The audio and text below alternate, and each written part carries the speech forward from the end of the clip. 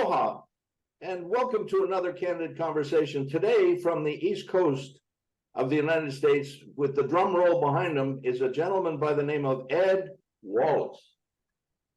I haven't seen Ron, you for a long how are time, you? my friend. Good to see you. You're looking great. Thank you. Nice to see you as always.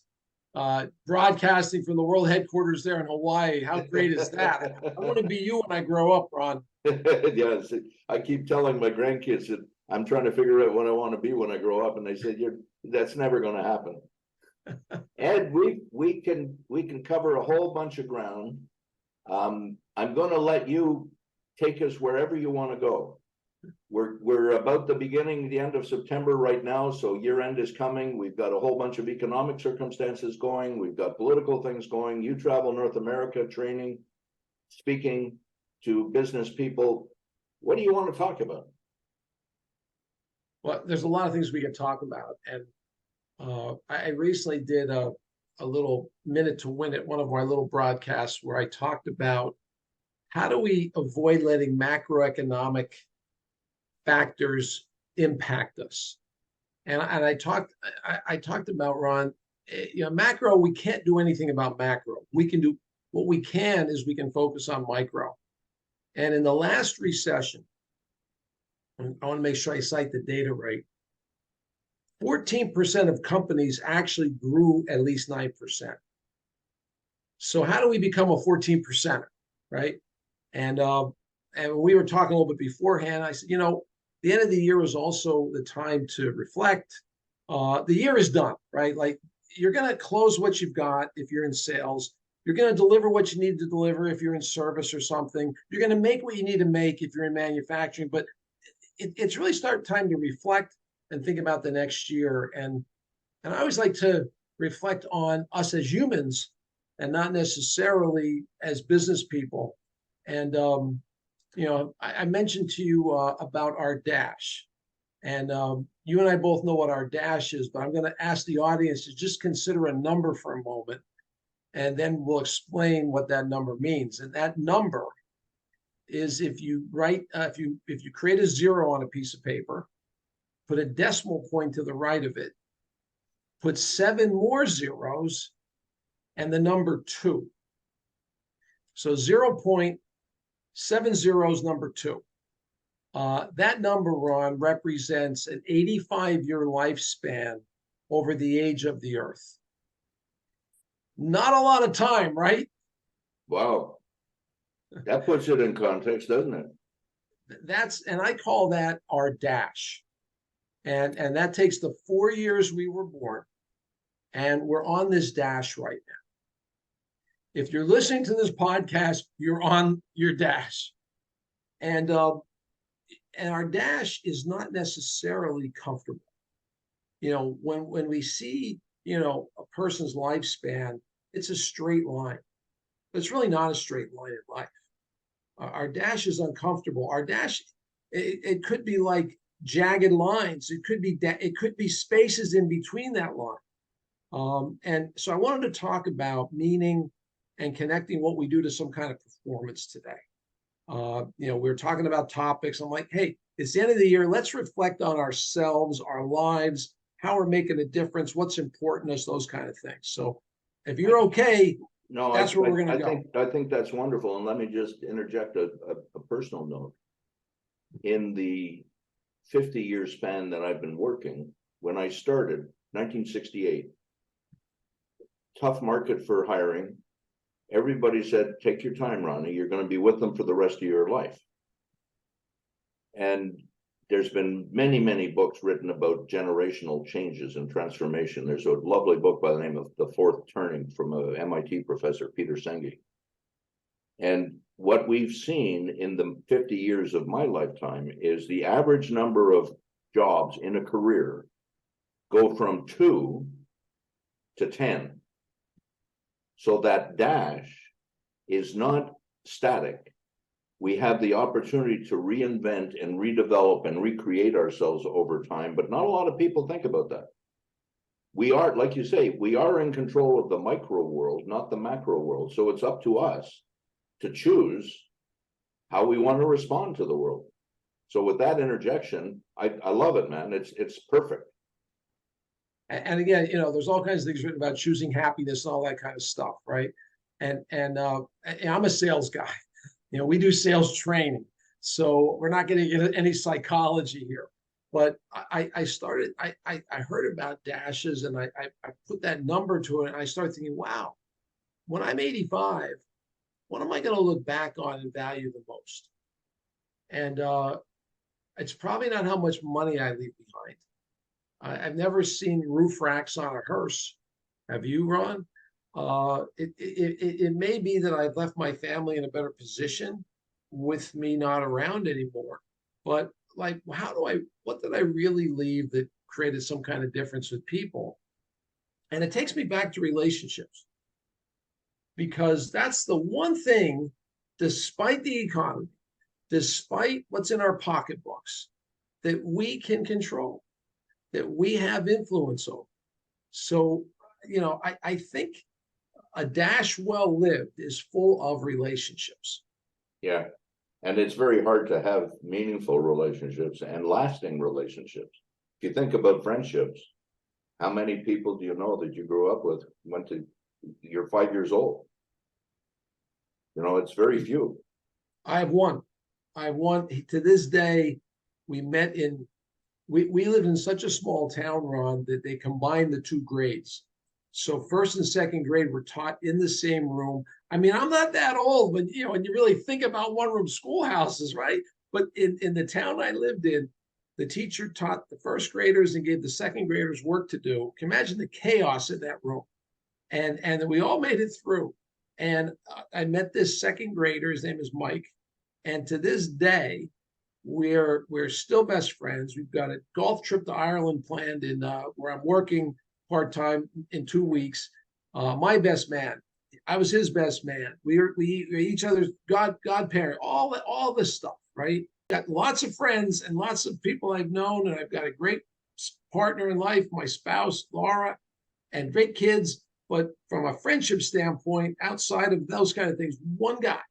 And like I said, I've trained 30,000 people. So it's difficult to build relationships that last.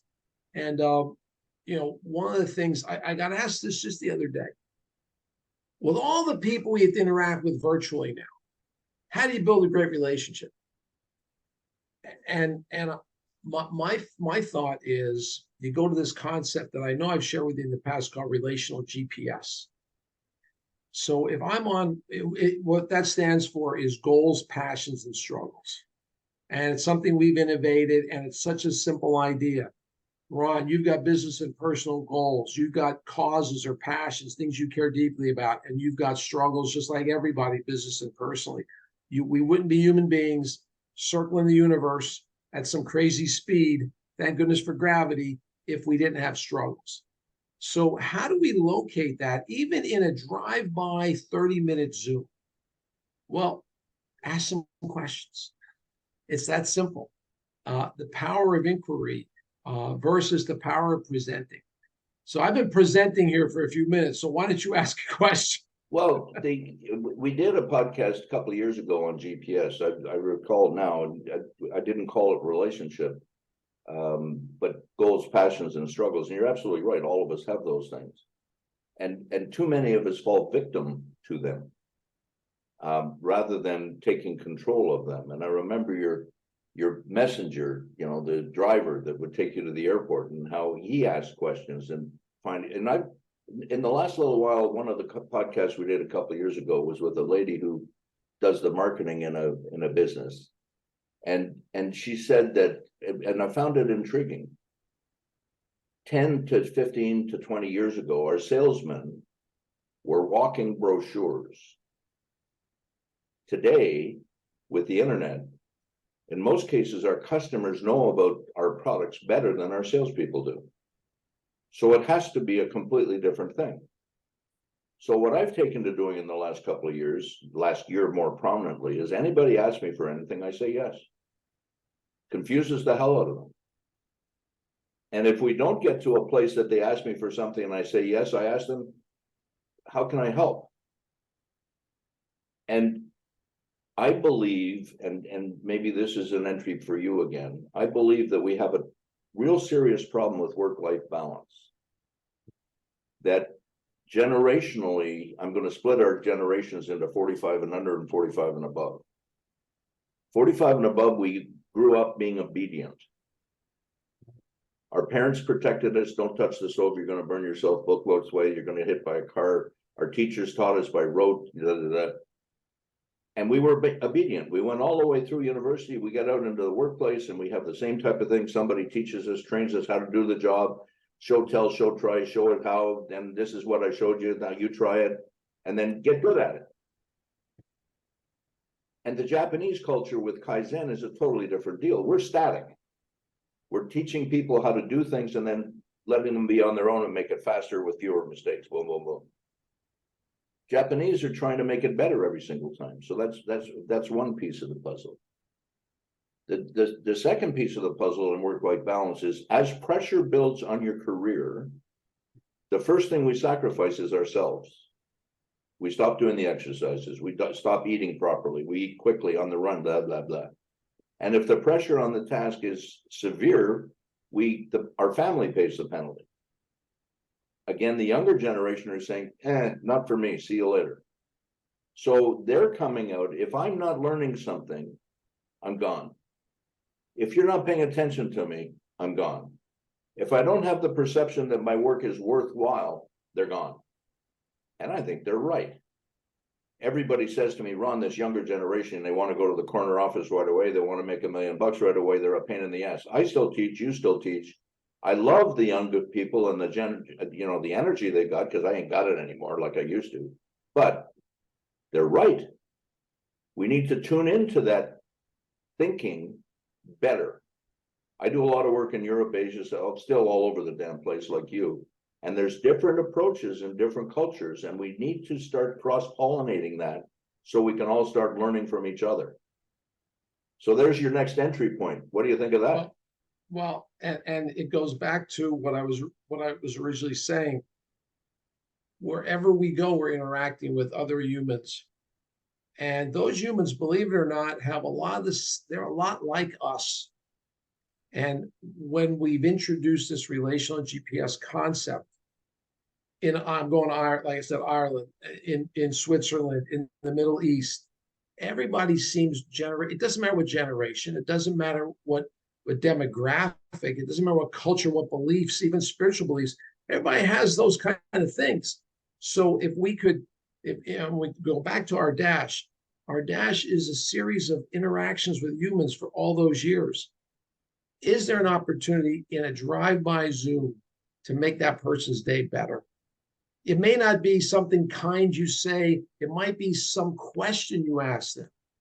You talked about my friend, the cab driver. So this fellow, Max, he changed my whole life around. You can see it there. The London taxi, he drove around in a London taxi. He's been the foundation of everything we teach because he created an experience for people in a taxi cab. And people were lined up. We had to schedule weeks in advance to be with this guy in this commodity because of the experience he was creating. So whenever I talk about dashes, I'll refer people to Max's dash. And even though Max is gone, his dash, the legacy of his dash is still touching people. And I think when we get to 85, I think that's what we're thinking about. Right? Well, absolutely. You made a couple of references earlier. At a certain point in your life, I don't care who you are, money is not the issue. Everybody will get there. London, the taxi cab drivers, Max, they are unique people. They require very specific education about the city, the history, etc., before they can be licensed. Right.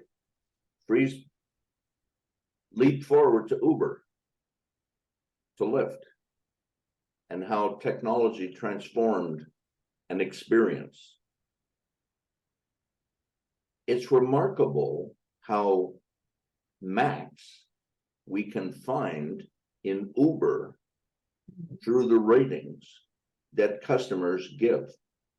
And your legacy, I'm 77, still trying to finish off things that I said I wanted to do before I was done. And I've still got miles to go before I rest, right? That's Rudyard Kipling. Here we go. And all of us, your children. The measure of a person to me has always been not who we are, but who our children are, or our grandchildren. You talk about grade 1 and grade 2. My grandmother got a master's in 1915 and taught school her whole life. And my parents both worked, so my grandmother raised my sister and I. My sister's 27 months younger than I am. So when I was about 3 years and 6 months old, my grandmother couldn't keep up with both of us. She put me in kindergarten. So I'm one of the few people on the planet that you know that failed or repeated kindergarten because I was too young. Life's an amazing amalgam of events, and you're right. It's all the people we touch are the people that touch us. Who made a difference on our lives? How is that? And a friend of mine who's a little bit younger, but the same thing, we talk about aging, and he says, you know, I don't want to live with regrets. Right.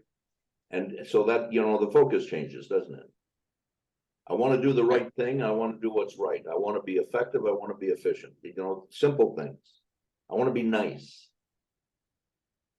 Yeah, and that private integrity, right, takes us to this our public integrity. You know, how does this translate into the business world? Because this is a business that you run, so we should take this, what seems like soft stuff, which is not. It really, how do we translate that meaning? We spend so much of our time at work.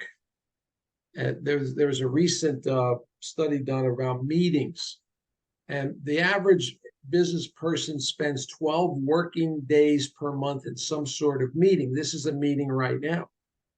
You know, we don't practice meetings, right? We just go from meeting to meeting. We don't have a process for it. We don't have thoughts around it. How about if you went into a meeting with some idea of your purpose for that meeting? And then doesn't that create a better experience for the other person? Isn't that a way of extending or smoothing out your dash and building that relationship? Rather than, you know what, like my father, bless his soul, right? He passed away when I was only about 30 years old. And I always like to tell this story because I think it's really impactful. He was a dentist in a very small coal mining town in the front of his mother's row home. So he wasn't a dentist to the stars. He was a dentist to the coal miners, right? And you know, he always said, I'm going to retire and go fishing. I said, Dad, you got a day off once a week. Why don't you go fishing? I'm a kid saying this to him. Nope. I got to work hard, save, retire, go fishing. So when he, I remember it was the spring of 1989, he went out and got himself a fishing license at Kmart, which doesn't exist anymore, big department store, right? And hey, I got my fishing license. I'm going to start fishing in November when I retire. He passed away on September 18th, right before he retired. So there has to be that, and there. So he didn't miss one of our school events or anything. He was always able, but then he would go back that night and work. And I saw that and was like, you know, there's got to be a way to find some sort of, and we get out of balance, Ron. I mean, I'm sure you've gotten out of balance. I've gotten out of balance. And fortunately, we have good partners in life. They've helped us with that. If we don't have a great partner in life, we got to figure it out ourselves. And I think it gets back to, do I have that infrastructure of people?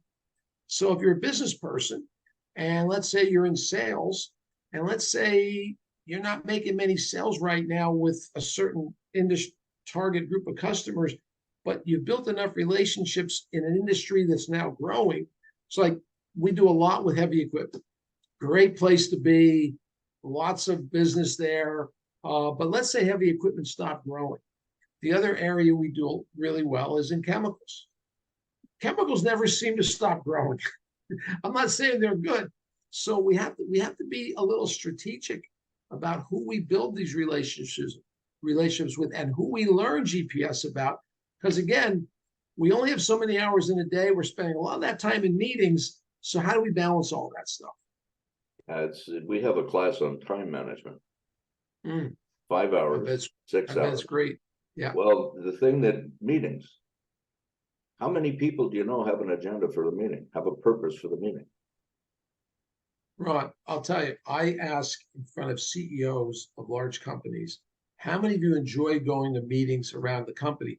And nobody raises their hands, and that person rolls their own eyes. When all you really need is, I call it a purpose statement. What am I trying to accomplish? And why will the people coming to my meeting benefit by coming to my meeting? If you can't articulate that to yourself before you send an invitation out, Don't do you're it. not ready to have the meeting. It's that Exactly. simple. It's that Exactly. simple. It's respect for yourself and everybody else's time. Here's a trick. One quick trick on that too. Yeah, yeah. Call the meeting for 10 after the hour, because everybody's finishing a meeting on the hour. So 2:10, 3:10, 9:10, whatever 10. And it's going to get people's attention. End the meeting 5 minutes early. They'll love you. They'll love you. The other thing that happens to us, Ed, as people, we're social animals.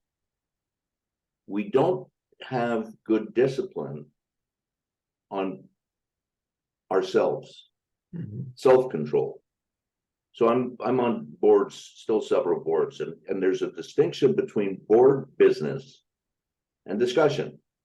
And meetings end going the same place. There's a difference between meeting discussions and discussions. We let things become discussions with no end. And it's a failure on our part. I agree with you 100%. If you can't say what the damn purpose of the meeting is, don't call the meeting. So can I give you a 4-step process for a great meeting after you figure out the purpose? Perfect. It's real simple. First step is get the group talking first. Yep. Right. So you're starting the meeting off and some new people are joining. Introduce them or ask them a question or have somebody update you on what happens. But stop talking as the meeting leader. Okay. Second, now the next 3 steps just repeat. They're so simple. First one is introduce meeting topic. So Ron is going to talk about, parts and service today. He gets 20 minutes, right? Then the group talks about it for 10 minutes. That's the next step. Topic, dialogue, what did we agree to and commit to? That's how you process a meeting topic. Yeah. And then you do it again for the next topic.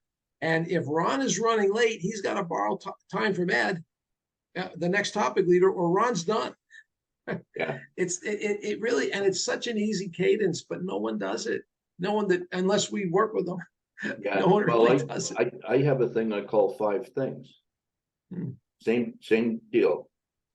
I pose the question and they tell me, and I've got 3 categories. Give me 5 things. We're going to put them up a flip chart. We're going to put them up on a screen, whatever the heck it is. Give me 5 things that if you could wave a wand and change about your job that would impact on your personal life. That's subject 1. Subject 2. Give me 5, and no dialogue, just write it down. Number 2, 5 things that are a pain in the butt to do.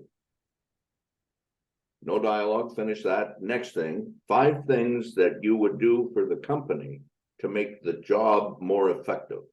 5 things. So then we're finished. Yep. And that might take 9, 10 to 15 minutes. We go back to the first list. We got a group of people. We start writing it up. So we've got common language.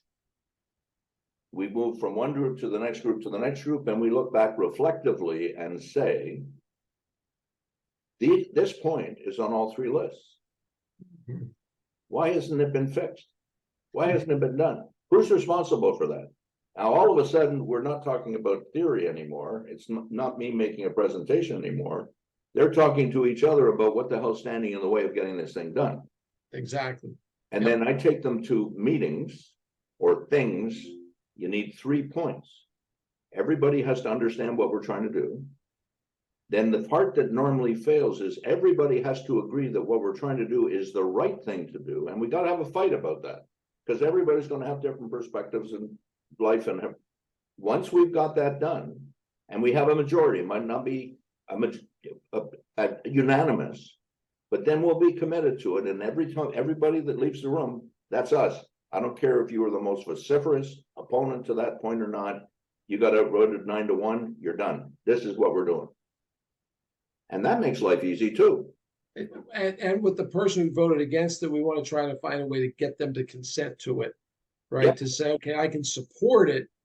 it wasn't what I Yep. wanted to do, but Yep. I'm for the betterment of the greater good. I can consent to that. I always thought consensus is we don't necessarily agree, but when we leave, we support it. Exactly. And And that's an yeah, important point, Ed, because not yeah, every, oh, damn it, I'm going to submarine that sucker. Why is it yeah, George that always comes up with the good right, ideas, right, right. When they leave the room, it's like, well, you know what, I agree to it in there, but guess what? I'm going to do everything I can to slow things down, kind of like governments do. Well, there's a great But story that's about another Louis. topic. We won't do that. Yeah, there's a great story about Louis Gerstner when he took over IBM, leaving the consulting business. He had his first meeting of all his direct reports. Mhm. They chatted, introduced each other, and then he got serious. He said, okay, who are your top 3 customers? There's about 15 people in the room. He got through 3. Nobody was able to name them. He called the meeting and said, you got a week. We'll meet again in a week's time at such and such. And I want you to bring me the top 3. They did. What do you do next? He took those list of customers and left. He went and visited every single one of those customers before he came back. Mm. And then he called them together and they started talking about what the customers needed and wanted. And I think we've lost this, Ed. Mhm. Customer service has gotten so bad in America, people say it sucks. They've stopped complaining. And if you became a customer service person, a relationship person, if you liked people, it shows and it'll make a difference. People, wow, what a play. I'm going to do that again. I always thought the best training or learning for someone going into sales, customer service, account management, parts and service counter, branch manager would be a job serving tables or bartender job. I always thought those positions prepare you for the unknown. Oh, the guy's steak got burned, or they got the drinks wrong. I can't get the coffee out fast enough. Those are all the things that, in interacting with someone who's actually paying money and expecting a nice experience. So I always thought, hey, if you want to go into those positions, I did all that stuff. But I think the whole idea, when we see good service, we're like shocked by Yeah, it. yeah. And It's so noticeable. I'll ask a question and maybe I'm teaching a leadership class and a customer program, and I'll say, write down the name of a company that puts people before their processes. I get 2 companies when I'm in the States. I get 2 companies: Chick-fil-A Yep, and Amazon, yep. because the returns are so easy, and they and people cannot, and I you get outlaw, but think about that. Diverse groups of people in a room, that's as far as they can go. So that tells you. So when the plumber calls me back of the 3 that I called, I'm hiring him no matter what, because he actually called me back. Yeah. So No, you're right about customer service. It's tough. yeah, those examples are perfect. We used to use a Harvard case study for a company called ServiceMaster, Yes. which is a janitorial service company. Yep. And they do hospitals and schools all across the country. And the chairman of the company said that he looked for people that had a servant's heart. And what you say about the waitress and waiter, whenever I'm in a dealership, or used to in this dealership all the time, we'd go out to dinner. We'd go to something like Red Robin, or Chick-fil-A didn't exist in those days. But, I'd be looking around at all these young people. My daughter was one of them too, who are serving. They're making more money than our starting salary at a dealership for these people. And they're learning customer service. They're showing me customer service. I said, why don't we hire these people? Train them to do why don't we, they got attitude, they got interpersonal skills, they're wonderful. Hey, we miss a whole bunch of boats, Ed, in walking past people with preconceived notions about what the job requires. Anecdotally, one of my best customers is from the Netherlands, and her name is Emma. And Emma is in charge of global training. She's a global leader for learning and development for a medical products company. And Emma got hired when she was a bartender in a pub in England by 3 of the executives who had just happened to go in there to get a pint or whatever you call it after their meeting. And they watched her and they said, do you have a degree? Or she had no degree. And she's now pretty much running global training for a $5 billion company. Who cares about the degree? If you're great with people and an amazing facilitator, great at relationships. And the other thing I'll hear, because we're still talking about our dash relationships. Well, I'm an engineer, or I'm a CPA in recovery, but most CPAs don't necessarily come off like I do. What do I do? And I'll say, well, you can still think about relationships from a process standpoint. You've got to find something in common with Rob. Ask him some questions. Oh, I can do that. And then when you do things together, make sure you're on time. Make sure you deliver what you said. Oh, I can do that. And when you're meeting with him, be prepared for the meeting. Well, I can do that. And try to help him. Gee, I can do all those things. Well, why does being an engineer get in the way of you building a good relationship? That's just what we do when we're working with anybody. Yeah, exactly. The other side of that is, who the hell knows at 16 or 18 or 20 what they want to do? Right. So what I went to university when I was 16 only because of my birthday, not because of my brains. Because you started kindergarten early. Yeah, exactly. And I'm there with my father. He was an engineering technician, so he wanted me to be an engineer. And the last thing as a kid I'm going to do is what my father wants me to do. So I took mathematics and physics. 2 years later, because of my athletic background, 2 years later, I'm teaching at a crosstown university. I thought it'd be cool to create this program for the school. They knew me, I knew them, because I'd see girls in bathing suits. So I'm teaching, I'm providing education, teaching techniques for coaches of aquatic sports, water ballet, competitive swimming, water polo, etc. And I was the first one at the university to put this stuff together. And it's very basic things, but it's all fundamentals. Yeah. I play piano in a bar instead of the serving bar or a table. And you get the same damn thing. I played organ in church. We're a combination of a whole bunch of things. So I say to people now, Ed, go to your local high school. Hire kids that are juniors or seniors in high school. Bring them in Saturdays, holidays. See if you like them. See if they like us. If they're 1 year away from graduating, undergraduate or graduate, we had programs at dealerships. I'd get 12 to 18 kids, people, 1 year before graduation. They'd come and I'd have them for 4 months. So we did this to whoever was the youngest manager led those people. I was the youngest manager. So the first month I put them on the warehouse floor, picking and receiving parts. I'd lose a quarter of them. They didn't want to work that hard. It's dirty work. It's sweaty work. I don't like that. Boom. One of the dealerships that I did this in, or was doing it in, had been doing it for maybe 15 years before I got there. More than 50 stores, every branch manager, every parts manager, every service manager, most of the equipment salesmen and product support salesmen had all come into the company that way. Mm-hmm. Tell me what that does to your culture. It creates your culture. Does it ever, baby? You don't have to dictate the culture. It creates itself. And I think that's, everybody goes, well, we have to have a cultural shift here. I'm like, well, you look at the people that work here and they're your culture. You can't dictate, you can't design, you can have a collaborative culture, but people have to collaborate. You can have a cross-functional culture. People have to be able to work on teams. You can put all those things in place, but if you haven't provided the skills, which I know you do an awful lot of that stuff with Learning Without Scars and all the great programs you have, and now you're in universities and everything. If you can't provide the skills, then do you have the right processes? We talked about processes fail, not people, in my mind. Yeah. And to this day, two companies always come up when I hear about process, and I'll get an occasional boutique or something that we don't even know who they are, but that's very personal to the person who answers. I'm like, okay, maybe we'll go there sometime, right? Well, just think about your two examples, Amazon, and I don't know, at least 20 years ago, they were not here. Today, they're the largest retailer in the world.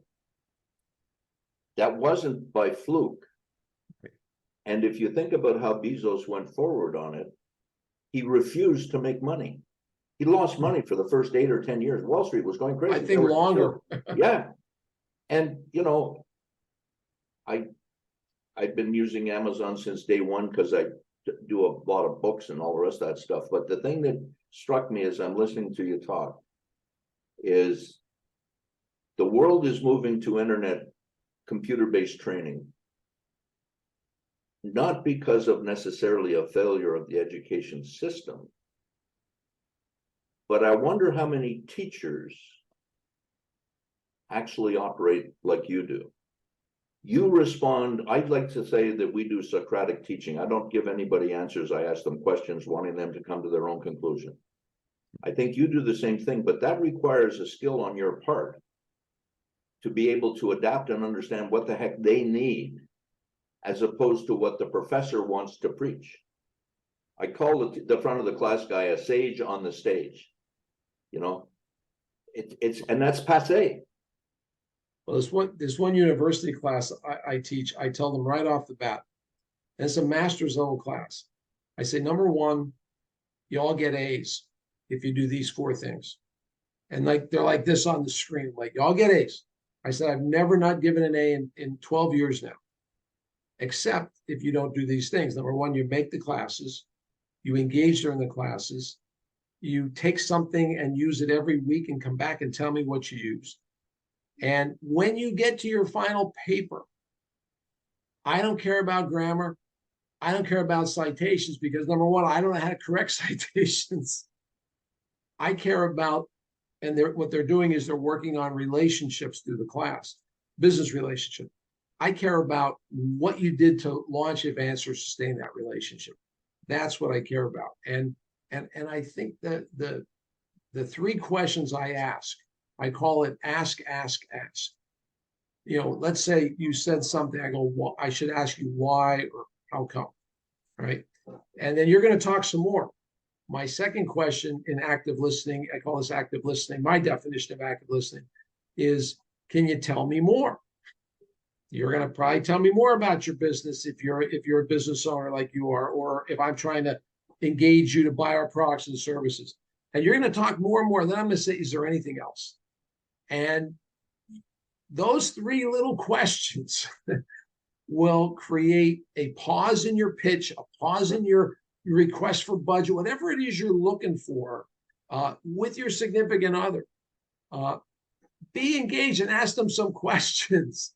It's funny, but I used to come back after teaching selling classes 2 in a week, and we'd be sitting down having a glass of wine, and we'd be chatting back and forth, and Marlene would ask a question of me, and I'd flip it and give her a question back. I do this a couple of times. She looked at me, she says, Ronnie, you're not working now. Don't do that to me. I get that all the time. I get that doesn't work with me. Yeah, that's right. That's right. But you know, the whole thing is, you're absolutely right, Ed. It's relationships. So what you've got a busy schedule. I got a busy schedule. I'd like to schedule something in the holiday period after Thanksgiving somewhere where things settle down a little bit more and do another of these, sure, and then pursue a couple of other things that we can do. But thank you so much for your time. Both of us are squeezed always with time. So would you have any closing comment that you'd like to talk about relative to the Dash or any? We've wandered all over. Sure. And no, thank you for having me. And it's the honor of being with you. Whenever we talk, and we talk less offline than we did previously. I remember in my car driving home, I'm trying to learn this industry, and you picked right up and you told me everything I needed to know. And so I cannot thank you enough. I'll do anything to help you grow learning without scars.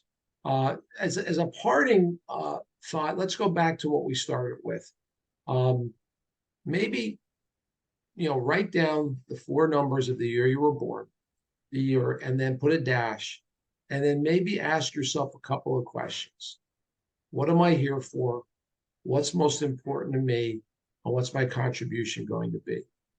Ask yourself those 3 questions. You're going to intermix business and life and everything.